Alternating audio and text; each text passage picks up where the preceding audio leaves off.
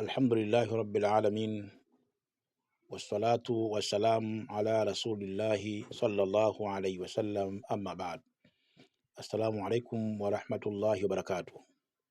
Ndugu zangu Waislamu na wale ambao wasiokuwa Waislamu, hususan watazamaji wetu wa Msimbu Online TV, leo tena katika mwendelezo wa vipindi vyetu na darasa zetu, leo nawaletea mada ambayo ndani yake ina kisa kizuri cha kusisimua, kina mazingatio kwa wale ambao wenye kufata dua sahihi ambazo wamezielekeza Bwana Mtume Muhammad sallallahu alaihi wasallam. Kuna kisa cha kijana mmoja wa Geita katika mji mmoja unaitwa Nyarugusu. Kuna binti ambaye kuna mtihani mkubwa ulimpata wa hasad, na hii ni sehemu ya pili ya mada yangu. Katika mada ambayo imetangulia tulielezea madhara ya hasad, tukaelezea mpaka wadudu wale mejusi ile kafiri. Hii ni sehemu ya pili ya mada yangu iliyopita hapo nyuma. Huyu binti alikuwa amepatwa madhara ya hasad, na nimeeleza mwanzoni kwamba hasadi inatokana na sumu ya maneno anayotoa mtu katika mdomo wake, na nikaeleza kwamba kijicho ni sumu ya macho inayotoka katika macho ya mtu.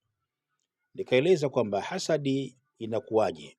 Mfano, mtu amefika nyumbani kwako kisha akawa anashangaa au anasifu zile neema ambazo wewe unazo, au labda mtu kamuona mtoto wa kiume akawa anasifia kwa jinsi alivyo ule binti au ile mtoto wa kiume, basi katika zile sifa zake anaweza akapatikana na jambo zima la hasad. Hivi ndivyo hasad inapatikana. Na muda mwingine mtu anaweza akakufanyia hasad hali ya kuwa mwenyewe hajui kama kakufanyia hasad. Basi yule binti akawa tatizo lake kubwa lilikuwa kwamba akikaa nyumbani kwa wazazi wake, wazazi wao maisha yao yanakuwa magumu sana, yaani hali zinakuwa mbaya.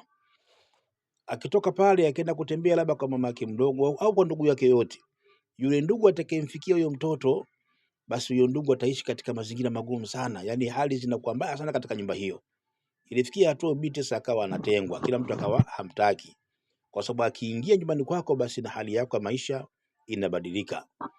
Kumbe binti maskini Mungu muda mwingi wakati wote alikuwa ameandamwa na hasadi tu. Kwa bahati nzuri nilipokuwa kule Geita katembelea Nyarugusu, bahati nzuri wakataka nimfanyie kisomo, lakini baada ya kunieleza yale matukio jinsi hali ilivyo, nikajua huyu atakuwa na hasad. Sasa leo nataka na wewe nikuletee, sikumfanyia vitu vikubwa sana labda madua makubwa, la, wallahi lazim nilimfanyia vitu vitatu tu, na ule binti akawa yuko vizuri kabisa. Na hivi vitatu ndio leo nataka na wewe nikushirikishe, vichukue. Huenda kuna jamaa yako, ndugu yako, mtu wako ana hali na mazingira kama hali, lakini mwenyewe uelewe. Vitatu tu Sheikh.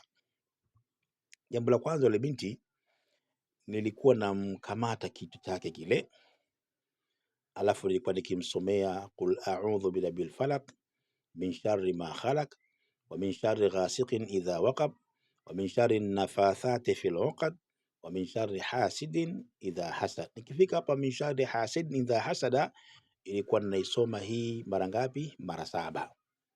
Naisoma mara 7. Nikimaliza mara 7 namaliza na neno la haula wala quwwata illa billah. La haula wala quwwata illa billah. Ila haula wala quwwata illa billah ilikuwa naisoma mara 100. Ilikuwa naisoma mara 100. Nikimaliza kuisoma hiyo mara 100, ikawa nasoma na dua hii. Nasema bismillahi arqika min kulli shay'in yudhika min kulli shay'in yudhika min sharri kulli nafsin au ainin hasidin Allahu yashfika bismillahi arqika. Narudia tena, ilikuwa naisoma dua hii, nasema bismillahi arqika min kulli shay'in yudhika min sharri kulli nafsin au ainin hasidin Allahu yashfika bismillahi arqika. Hii ilikuwa naisoma mara 7. Nikimaliza mara 7 narudia tena kusoma qul a'udhu birabbil falaq, na hii ilikuwa nilifanya mara 113. Nilisoma mara 113 qul a'udhu birabbil falaq mara 113, lakini kila nikifika min sharri hasidin idha hasada, ikawa nasoma mara 7. Kisha baada hapo nasoma la haula wala quwwata illa billah, la haula wala quwwata illa billah. Hii ilikuwa ninaisoma mara 100. Kisha baada hapo nikisoma bismillahi arqika min kulli shay'in yudhika min sharri kulli nafsin au ainin hasidin Allahu yashfika bismillahi arqika. Hii nilikuwa ninaisoma maana vile vile mara 7. Kila naposoma mara 7 ile min sharri hasidin idha hasad namsomea na hii mara 7, lakini la haula wala quwwata illa billah ilikuwa ninaisoma mara 100.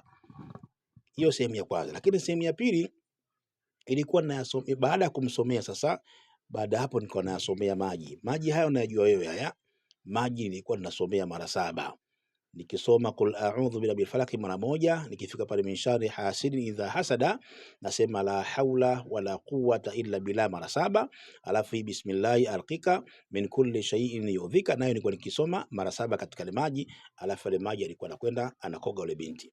Nilifanya kazi hii wallahi kwa muda wa siku takriban 7, kwa muda wa siku takriban 7 wallahi ladhim. Baada ya pale, baada ya kumsomea kisomo hicho, nilipoondoka zangu, wazazi wake akasema hapana, midhali kafanyiwa dua huyu, acha tujaribu tuone kwanza atakwenda katika maeneo ambayo alikuwa kienda hali inatokea hivyo. Hatua ya kwanza akasafirishwa kwenda kwa kaka yake Mwanza. Amefika Mwanza, wallahi ameishi raha mustarehe, na leo Mwanza aliyotokea hakutokea. Hawakuamini, amekaa pale wiki moja mpaka wiki moja na nusu. Akatoka pale akaenda kwa kaka yake mwingine ambaye anakaa maeneo ya Kahama. Akarudi kwa hama kwa kaka yake mwingine, amekaa pale raha mustarehe kabisa. Kila wakati napata simu, napata salamu. Yule binti mpaka leo lillahi alhamdu na ameshaolewa tayari, lakini nilichomfanyia ndiyo hiki. Kwa hiyo ndugu yangu Muislamu, na wewe inawezekana umesumbuliwa na hasadi, na nimeeleza madhara yake hasadi. Hasadi mtu akifanyiwa, kuna mambo yanamfika mabaya. Mojawapo, uchumi wako unayumba, ndoa yako inateteleka, muda mwingine unaweza ukachukiwa sehemu ya kazi, yani kila kitu chako kinakwenda kinaharibika kwa madhara ya hasadi. Hasadi ukifanyiwa inafikia hatua muda mwingine mpaka nyumba yako mwenyewe unaweza ukaikimbia, sehemu yako ya biashara unaweza ukaiona chungu, ndoa yako katika nyumba ina matatizo, mpaka sehemu ya kazi unatamani kama vile kazi uache. Hasadi ni kitu kibaya sana shekhe wangu, wallahi hasadi ni kitu kibaya sana. Yani hasadi ni bora mtu akuroge kuliko akufanyie hasadi. Kwa hiyo haya ni baadhi ya mambo ambayo tumeyafanya, na nikaona nikilete kisa hiki ili niunganishe katika mada yangu ya mwanzo, iwe ni sehemu ya pili, ili uweze kuchukua na wewe uende kwenda kutumia hatua hizo ambazo nimezitumia biidhnillahi taala, na ule binti akawa alhamdulillah hali ile ikawa imemuondoka. Kwa hiyo na wewe vile vile kama unahisi una hali kama hiyo, na hasa nimeeleza katika sehemu ya kwanza baadhi ya dalili, inafikia hatua muda mwingine uso unabadilika, mara leo unakuwa kijivujivu, mara unakuwa mlagi kama vile mwagiwa unga, mapauka usoni. Muda mwingine nafikia hatua, yani kuna baadhi ya mambo utayaona kwa tofauti sana kwako, ambapo mwanzoni hayakuwa hivyo. Unaweza kaenda sehemu wenzako wote unapata kazi, unapata vibali vya kazi, lakini wewe miaka yote uko pale pale, vibali upati wala kazi upati. Sehemu miaka yote uko katika sehemu ya kazi ambayo wenzako wanapanda juu, wewe uko pale pale. Unajiuliza tatizo mimi nini? Kumbe maskini Mungu enda vingine imefanywa hasad. Na hii hasadi unaweza ukasumbuka, ukatafuta waganga, ukahangaika muda mrefu, kumbe jambo lenyewe ni dogo sana na ni simple sana shekhe wangu. Inshallah kwa leo tuishi hapa, tukutane kipindi kijacho na katika darasa lingine na wakati mwingine ujao. Wabillahi tawfiki, wassalamu alaikum warahmatullahi wabarakatuh.